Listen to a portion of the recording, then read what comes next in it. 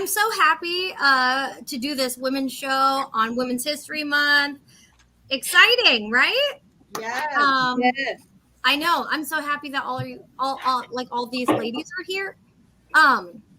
Well, not like Mike here, not a lady, and Anthony.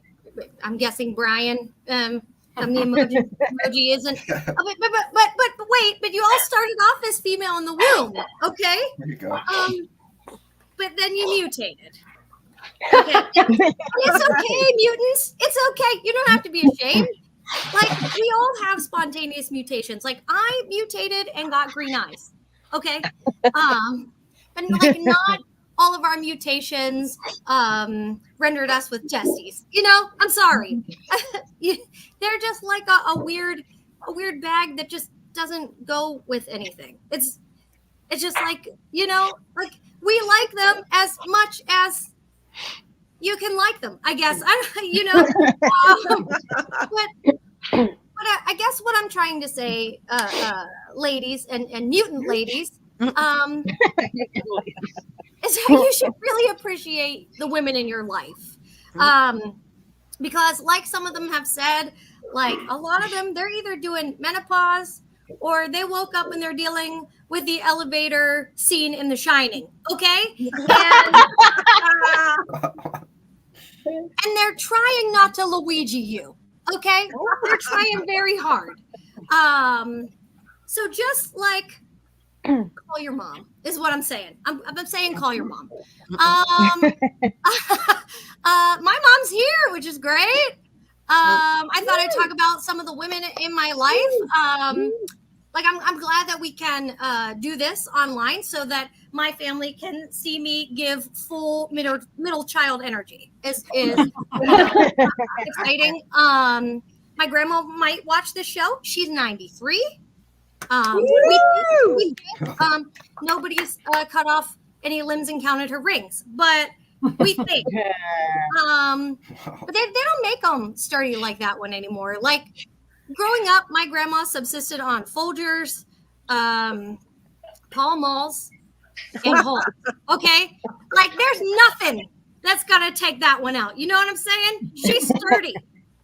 She looks like Robert De Niro with a perm.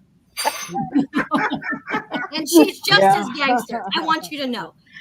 She may get mad at me for talking about our family, though, because I am currently breaking this circle of trust. But like, are you talking about me? Are you talking about? Yes, I am, Graham. Yes, I am. She's still pretty spry, though. This woman. And I think it's because she keeps herself busy. She likes to read. She likes to play poker. She worked well into her 70s, and she kept herself active by cracking back sides. Yeah. And she loved to beat some kids. You know what I'm saying? Her weapon of choice, though, it was a spatula. Okay, because she liked to put them. You know what I'm saying? She had I never got beat because I was good. I was good, but I definitely grew some extra padding back there just in case. Okay. Now, I know my grandma's hearing isn't so good, so it's okay that I say this because when I say things like that, all she hears is grandma likes kids. She doesn't hear, she only hears some of it. It's fine. But the reason I talk about, and I'm so glad that she'll get to watch this, but like my family's specific love language originated with her, okay? And sort of much like you, Grace, my family's love language is bullying.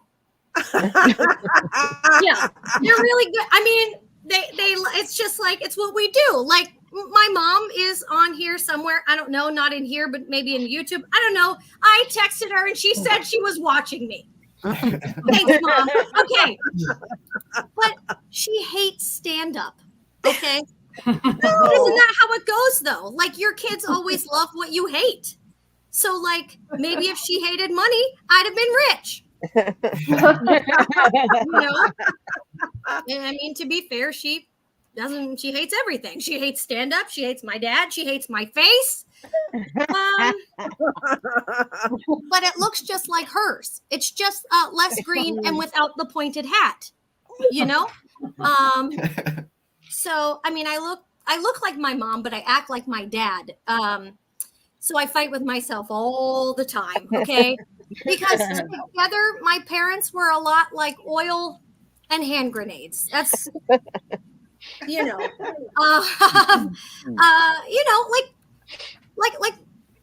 most kids had to go to school to get bullied. I got bullied from the gate. Right at the gate, I got bullied in the room, okay?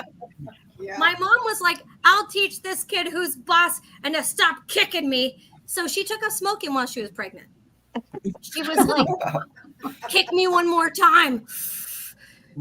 You know, like, she was like, if you don't like it, you can leave.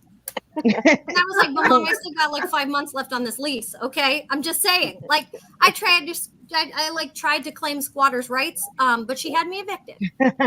Okay. I was a C-section. I didn't even have time to grab my placenta. They just threw me out. Okay. But I'm gonna tell you this. I owned that uterus. Until she let my brother move in. Okay, fine. I mean, I was the third kid. I guess third time's not the charm. Okay. Whatever. The thing is, it just shows you like how much my mom and like my family love me, because I'm like Jules. I'm also fun size. I'm 4'10". Okay, and I'm so short because my family really loves to punch down. The same thing rubbed off on my sister. For the holidays, my sister used to make me spy on all the Christmas gifts my mom had hiding in the closet. She was bullying me. You know what I'm saying? My sister would tell me, this is the thing. She would tell me that if I didn't spy on the gifts, that she would tell my mom I was spying on the gifts. And that's some prime older sister Gen X type of blackmail. Okay, exactly, Dana. She learned that from G.I. Joe, I think. She was engaged in espionage at 10. She was like, Mom leaves at 8 o'clock. At 8:15, we commence with Project Elf Bait. That's you. And get out there. Don't get caught, by the way. And don't rat me out, because I know where you sleep. And I was like, wow, that's really sweet that she likes to watch me sleep. That's nice. She must really love me. My grandma, I think, was the originator of the love, the bullying love. When I was 9, I was really excited to do this ballet dance. And I had like a little tutu, a little headpiece. And I got off the stage, and my grandma was like, Chana, don't do ballet. It's not your thing. And I was like, encouragement, Grandma. It's not your thing. She wonders now why I don't call her. She's like, what, Chana, you can't call your grandma? Your finger's broken. Like, no, Grandma, my will. My will that's broken. But, good job, Robert. I appreciate it.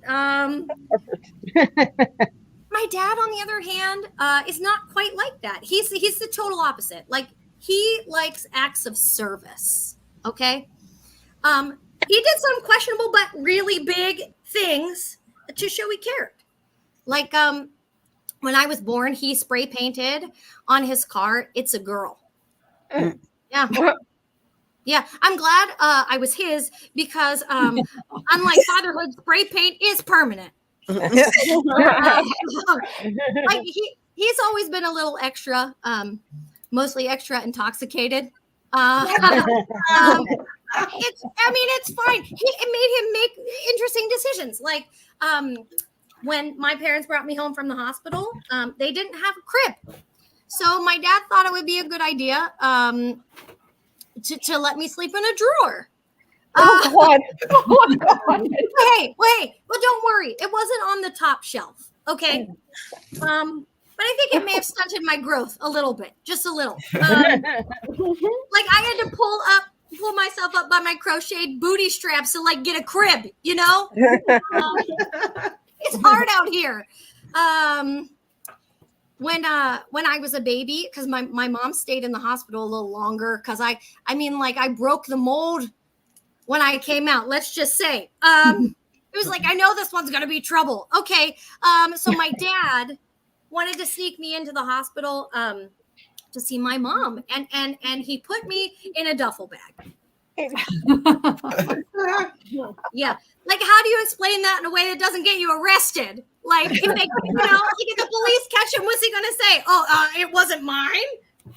I was holding it for somebody else. They're like, I picked up the wrong bag at the gym. I don't know. Like, the cop would have been like, why is there a 6-pack next to the baby? He's like, I don't know, a free gift with purchase. One time, my dad dropped me off at school in the back of a UPS truck. Wow. Yeah, he didn't even work for UPS, But I will say this, their slogan is, what can Brown do for you? So I guess, that. Yeah, they're an interesting bunch. I think growing up with them was crazy. My parents met at a skating rink. Yeah, right. But here's the thing. My dad asked my aunt out first. And when she said no, he asked my mom. Oh. Wow. So who could have predicted that marriage was going to end? You know what I'm saying? Yeah. I mean, it's great. My dad actually told me one time that I wasn't planned, that I was an accident. And I was like, no crap, dude. I was at your wedding. I mean, to be fair, it is a family tradition. Okay. It's the only one we have. So, great. My aunt was also in the wedding, so that was awkward. But he told me that all of his kids were accidents, and he still expects a present on Father's Day. I'm not going to reward you for a mistake, especially one you made 3 times. Like, get your life together, dude.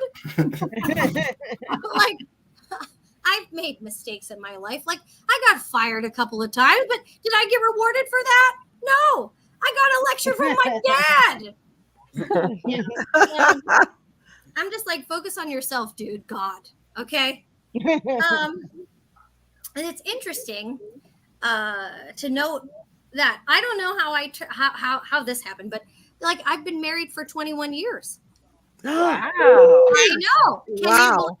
One, I'm definitely a vampire. Just so you know, because we like to keep this fresh. But my marriage is now old enough to drink. And I feel like what you said, Alice, when you live in a 1-bedroom apartment with 1 bathroom, sometimes your marriage needs it. You know what I'm saying? Yeah. Just saying. Sometimes I feel your pain. Okay. Yeah. And I think the reason that we've been married for so long is that he also likes to do, really great acts of service. Okay.